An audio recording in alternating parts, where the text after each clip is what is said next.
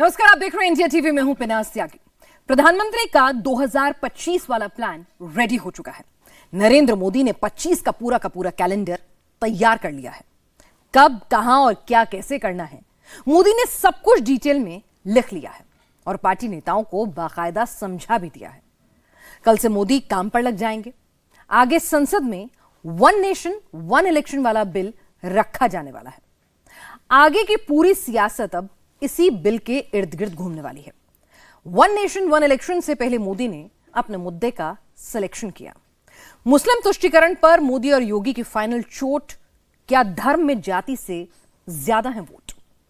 प्रधानमंत्री का 25 वाला कैलकुलेशन, आइए आपको समझाते हैं डिटेल में इस रिपोर्ट में। नरेंद्र मोदी ने ऐसा गियर बदला है कि राहुल गांधी भौचक्के हैं। राहुल को अब समझ में नहीं आ रहा कि आगे जाना कहां है। राहुल कैमरे को अवॉइड कर रहे हैं। बोलेंगे आ जाओ भाई, आ जाओ। थोड़ा सा बोलेंगे, थोड़ा सा। राहुल गांधी प्रियंका को आगे करके खुद सवालों से भाग रहे हैं, लेकिन सवाल राहुल का पीछा कर रहे हैं।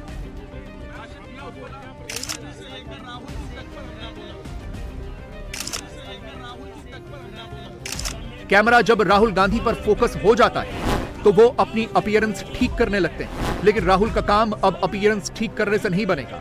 राहुल के सामने पॉलिटिकल लाइन ठीक करने का चैलेंज है। संविधान का अपमान करने वाले अहंकार से भरे लोगों ने पत्रकारों के सामने कैमरे के निर्णय को फाड़ दिया। नरेंद्र मोदी ने बड़े ही स्पष्ट शब्दों में अपनी लाइन क्लियर कर दी है। हम पूरी ताकत से लगे हुए हैं सेक्युलर सिविल कोड की। पार्लियामेंट में प्राइम मिनिस्टर ने एक साथ कई सवालों के जवाब दिए। 109 मिनट में मोदी ने 25 साल तक आगे की पॉलिटिक्स के हिंट दिए। मोदी ने 2025 का तो पूरा कैलेंडर ही खोल दिया है।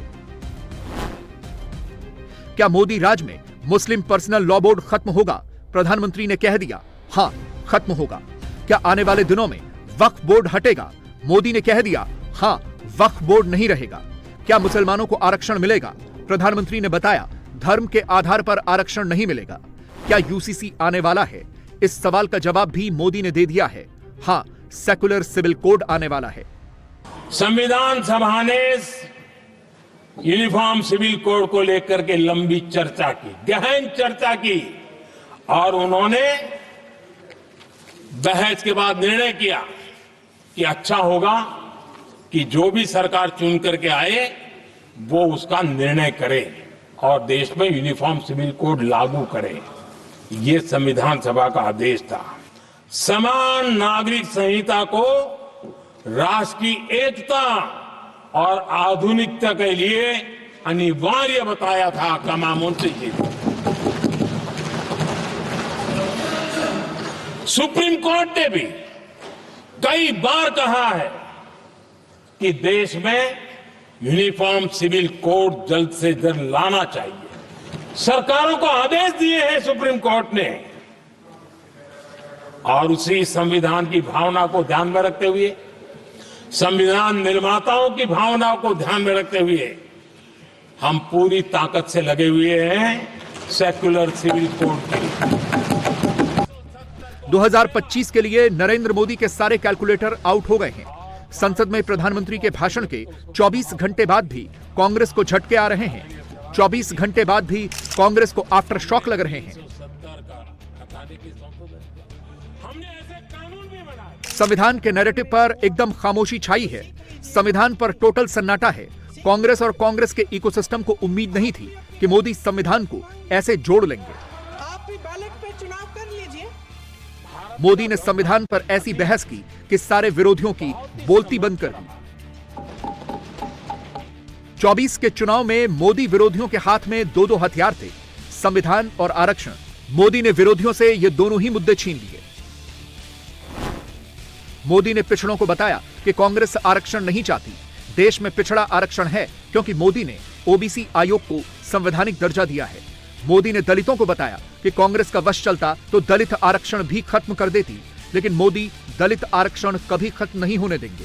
मोदी ने आदिवासियों को बताया कि आपका असली हितैषी मैं ही हूं। पहली बार मैंने ही एक आदिवासी महिला को देश के सर्वोच्च पद पर बिठाया है।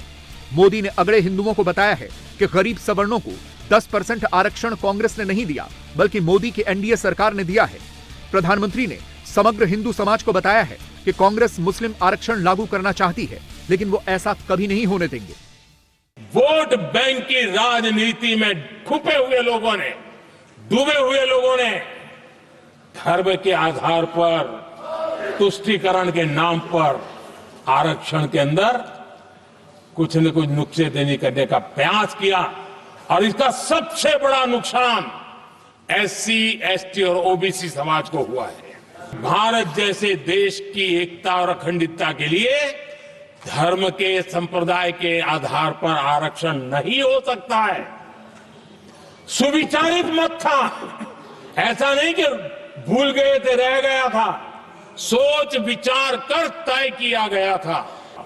लेकिन कांग्रेस ने सत्ता सुख के लिए, सत्ता भूख के लिए,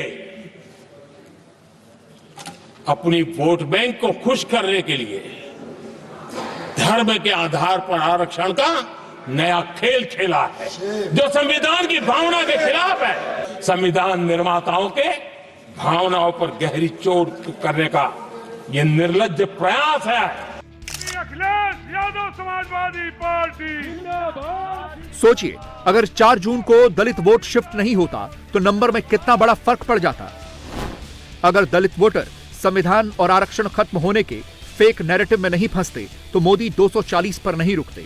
4 जून को ही मोदी 272 क्रॉस कर लेते। 4 जून को हुए नुकसान की भरपाई प्रधानमंत्री ने एक दिन में कर ली। 109 मिनट में मोदी वापस 300 के पार पहुंच गए। संविधान पर बहस के बहाने मोदी ने यह बता दिया कि राजा का बेटा अब राजा नहीं बनेगा। वंशवाद वाली पॉलिटिक्स अब नहीं चलेगी। जातिवाद वाली राजनीति लास्ट फेज में है और जातियां जोड़कर सरकार बनाने वाली प्रथा को प्रधानमंत्री खत्म कर देंगे। और ये कांग्रेस पार्टी, उनको तो संविधान शब्द भी उनके मुंह में शोभा नहीं देता है। मगर राहुल गांधी को, अखिलेश यादव को, ममता बनर्जी को, तेजस्वी यादव को, शरद पवार को और उद्धव ठाकरे को सबसे बड़ा झटका लगा मुस्लिम तुष्टीकरण पर प्रधानमंत्री की चोट से। राहुल गांधी ने मुस्लिम प्लस, दलित प्लस, आदिवासी प्लस, पिछड़ा का फॉर्मूला निकाला था। अखिलेश यादव का फॉर्मूला पिछड़ा प्लस, दलित प्लस, अल्पसंख्यक यानी मुसलमान का था। अखिलेश ने इसे पीडीए नाम दिया था। ममता बनर्जी मुस्लिम प्लस, महिला प्लस, बंगाली भद्रलोक के फॉर्मूले पर चलती हैं। शरद पवार ने मुस्लिम और मराठा का फॉर्मूला बनाया। उद्धव ठाकरे ने भी मुस्लिम को हिंदुत्व के साथ जोड़ने का प्रयास किया। नरेंद्र मोदी ने एक ही दिन में, एक ही भाषण से ये सारे फॉर्मूले तोड़ दिए। दुश्मन शॉक में है और दोस्त नई अपॉर्चुनिटी को अनलॉक कर रहे हैं। प्रधानमंत्री मोदी के संसद वाले भाषण के बाद 24 घंटे के अंदर अंदर योगी आदित्यनाथ फ्लावर से एकदम फायर हो गए। कल संसद में संविधान पे चर्चा हो रही थी, लेकिन मुद्दा संभल का उठ रहा था। और संभल में इन्हीं के समय में 46 वर्ष पहले जिस मंदिर को बंद कर दिया गया, वो मंदिर फिर से सामने, सबके सामने आ गया। इनकी वास्तविकता को सबके सामने प्रस्तुत कर दिया। याद करिए ना, क्या वो संभल में इतना प्राचीन मंदिर क्या रातों रात प्रशासन ने बना दिया? क्या वहां बजरंगबली की इतनी प्राचीन मूर्ति रातों रात आ गई? क्या वहां पर जो ज्योतिर्लिंग निकला है, क्या यह आस्था नहीं थी? क्या उन दरिंदों को आज तक सजा क्यों नहीं मिली? इन्होंने 46 वर्ष पहले संभल के अंदर नरसंहार किया था। क्यों नहीं चर्चा होती संभल में उन लोगों की, उन निर्दोष लोगों की? क्या क्या कसूर था उनका, जिनकी निर्मम हत्या संभल के अंदर आज से 46 वर्ष पहले हुई थी? लेकिन जो भी उस सच को बोलेगा उसको धमकी दी जाएगी, उनका मुंह बंद कराने का प्रयास होगा।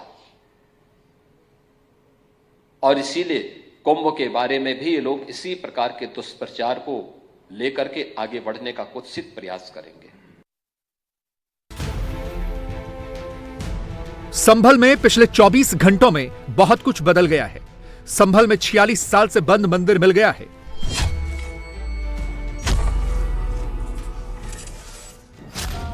उस मंदिर में हनुमान जी और शिव जी की आरती और भजन कीर्तन होने लगा है।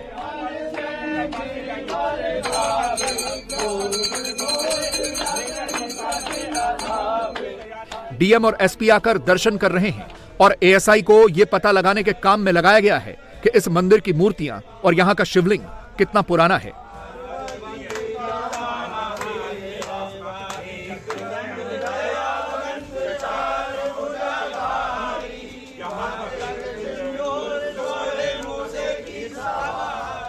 संभल के सपा सांसद जियाउर रहमान बर्क कल जिस वक्त पार्लियामेंट में मुसलमानों को डरा हुआ और सहमा हुआ बता रहे थे, ठीक उसी समय संभल में उनके घर से 200 मीटर की दूरी पर एक मुस्लिम घर की चारदीवारी में दबा दिए गए इस मंदिर का दरवाजा खोला जा रहा था। सोचिए, जो मंदिर 46 साल से बंद पड़ा था, वो मंदिर 24 घंटे में जीवंत हो गया।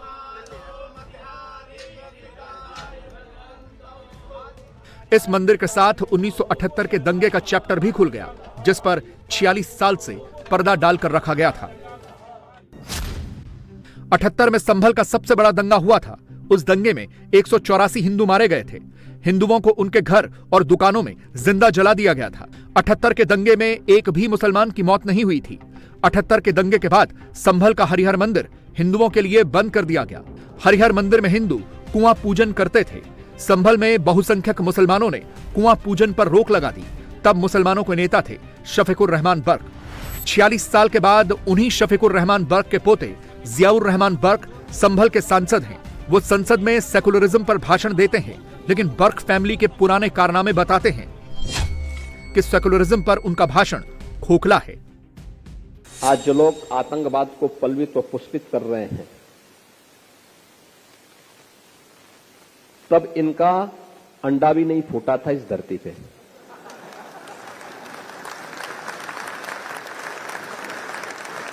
आप अनुमान करिए, ये लोग हमारी विरासत पर दावेदारी करते हैं। जब इनका कहीं अता पता नहीं था, बीज भी नहीं फूटा था, तब ये विरासत हमारी थी। संभल की सच्चाई जैसे जैसे बाहर आ रही है, अखिलेश यादव के ऑप्शंस घटते जा रहे हैं। वो मुसलमान करेंगे तो रहा सहा हिंदू वोट भी छिटक जाएगा। उनके लिए फिलहाल पिछड़ा करना ही सेफ है। हालांकि मोदी ने वहां भी अखिलेश के लिए स्कोप कम कर दिया है।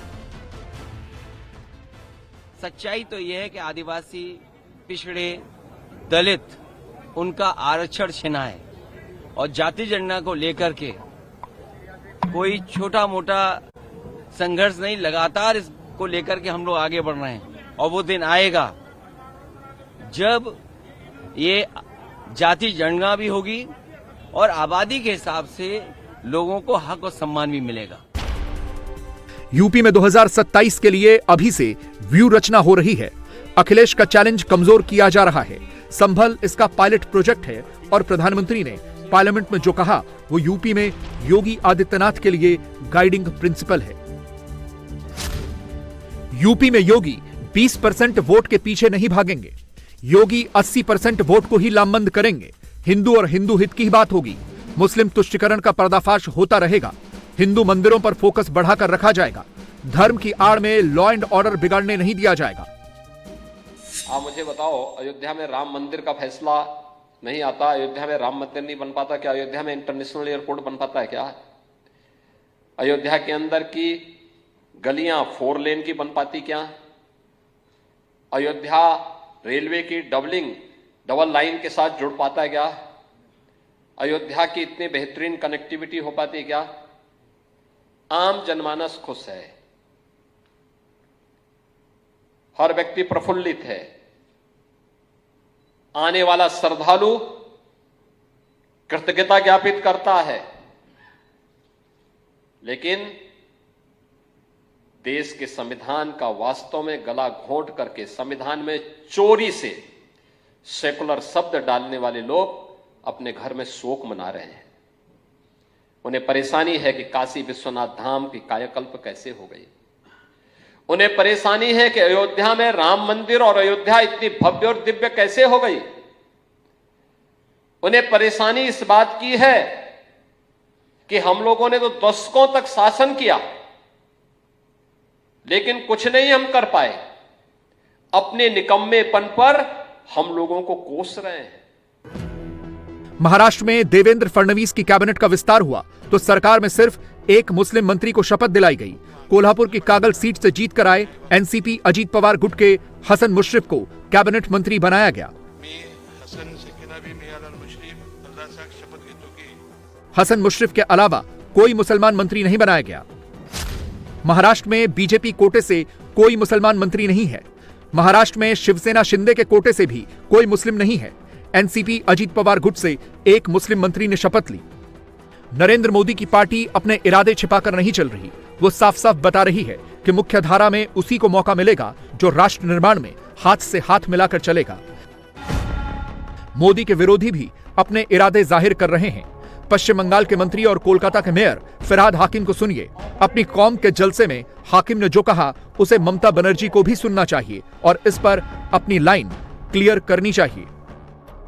जो कौम बंगाल में तो हम 33% हैं, मगर हिंदुस्तान में भी हम सिर्फ 17% है और हमें माइनॉरिटी कम्युनिटी कहा जाता है। मगर हम अपने आप को माइनॉरिटी नहीं सोचते हैं। हम सोचते हैं अगर अल्लाह की रहमत है हमारे ऊपर, अगर तालीम हमारे साथ है, तो हम एक दिन मेजॉरिटी से भी मेजॉरिटी हो सकते हैं और हम अपने अल्लाह की ये मेहरबानी होगी जो हम अपने ताकत से ये हासिल करते हैं। फिरहाद हाकिम के इस घोर कम्युनल स्टेटमेंट के बाद भी ममता बनर्जी की पार्टी उनको डिफेंड कर रही है। वजह यह है कि ममता को भी 2026 में चुनाव में जाना है और 33% मुस्लिम वोट को ममता अपने लिए फिक्स डिपॉजिट मानती है। 33% मुस्लिम वोट, 10% महिला वोट और 8% बंगाली भद्रलोक के वोट। ममता बनर्जी का 51% वोट शेयर वाला फॉर्मूला सिंपल है। पश्चिम बंगाल में बीजेपी के लिए यूपी वाला फॉर्मूला नहीं चलता, फिर भी वहां बीजेपी उसी गाइडिंग प्रिंसिपल पर चल रही है जो दिल्ली में नरेंद्र मोदी ने तैयार किया है। इसको लेके एफआईआर होना चाहिए। जजेस को लेके भी कोर्ट में भी, सुप्रीम कोर्ट में भी वो जात का बात कर रहे हैं और माइनॉरिटी का बात कर रहे हैं। जो माइनॉरिटी है वो मेजॉरिटी हो जाएगा। ये भयानक हम लोग एक भविष्य देख पा रहे हैं कि पश्चिम बंगाल का सिचुएशन फ्यूचर में क्या होगा। इसको लेकर ममता बनर्जी को कुछ बोलना चाहिए, उनको सस्पेंड करना चाहिए और फिरहाद हाकिम क्यों ये बोला है इसको लेकर उनको भी मतलब जो भी सामने क्यों बोला है बोलना चाहिए और क्षमा मांगना चाहिए। पश्चिम बंगाल में मोदी की पार्टी हिंदू हित की बात करना जारी रखेगी। बंगाल के पड़ोसी राज्य बिहार में भी यही लाइन रहेगी। नीतीश कुमार की पॉलिटिक्स मुसलमानों को साथ लेकर चलने की होती है। बीजेपी नीतीश को साथ लेकर चलेगी लेकिन अपनी लाइन को डाइल्यूट नहीं करेगी।